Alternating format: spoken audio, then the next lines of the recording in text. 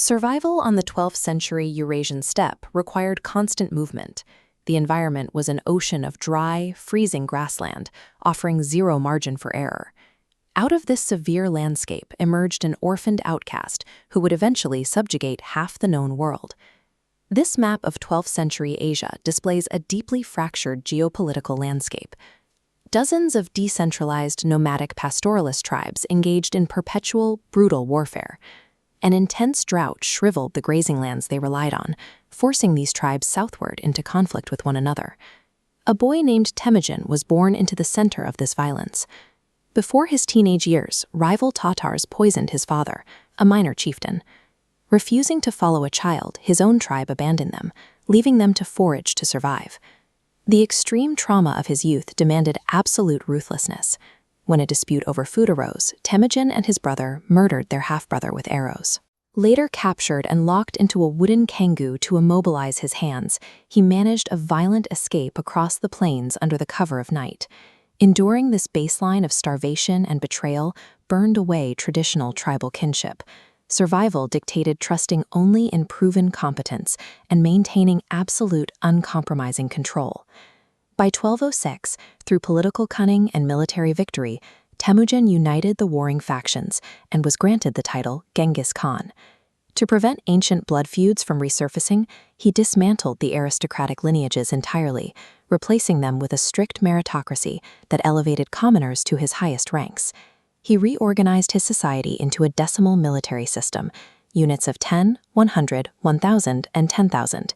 He stripped soldiers from their tribes, mixing them across units. If one fled, 10 were executed.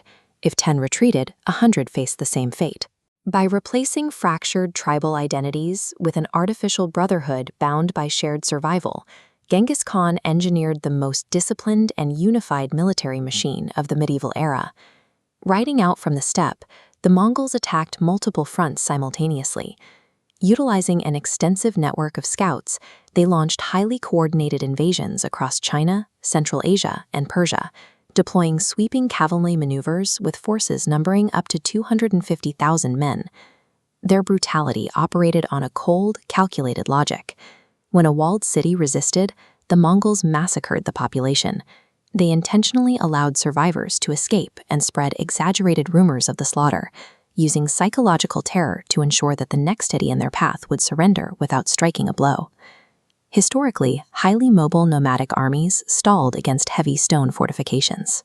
The Mongols solved this limitation by systematically sparing the artisans, craftsmen, and engineers from the populations they decimated. Instead of dragging heavy siege engines across thousands of miles of Eurasian terrain, they brought the captured experts. Chinese and Persian engineers drafted local timber and stone to construct complex heavy counterweight trebuchets and early gunpowder cannons directly outside the enemy's walls.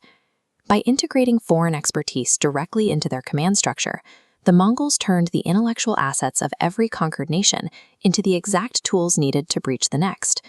Yet the architects of this vast destruction also enforced a century of highly regulated stability.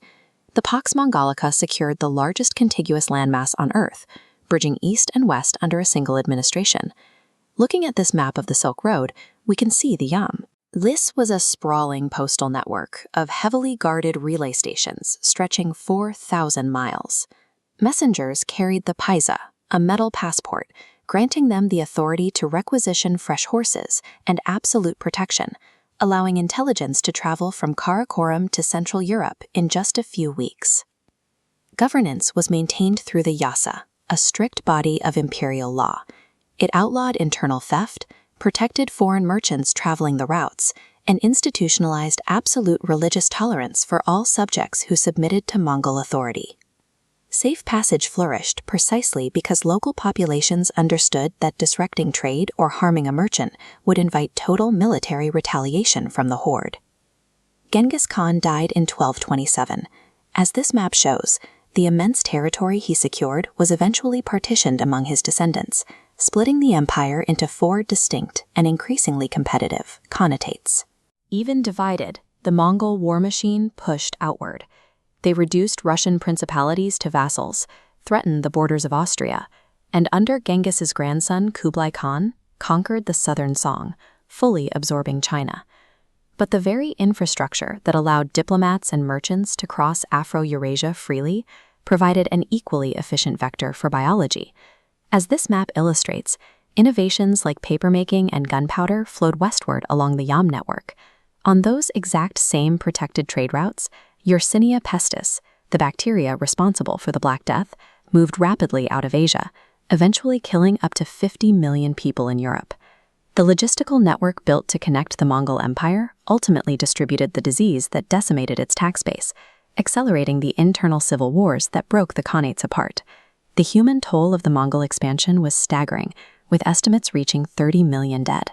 However, the external pressure of these invasions crushed dozens of fragmented rivalries, permanently redrawing the geopolitical map to form the borders of a unified China and the foundations of modern Russia.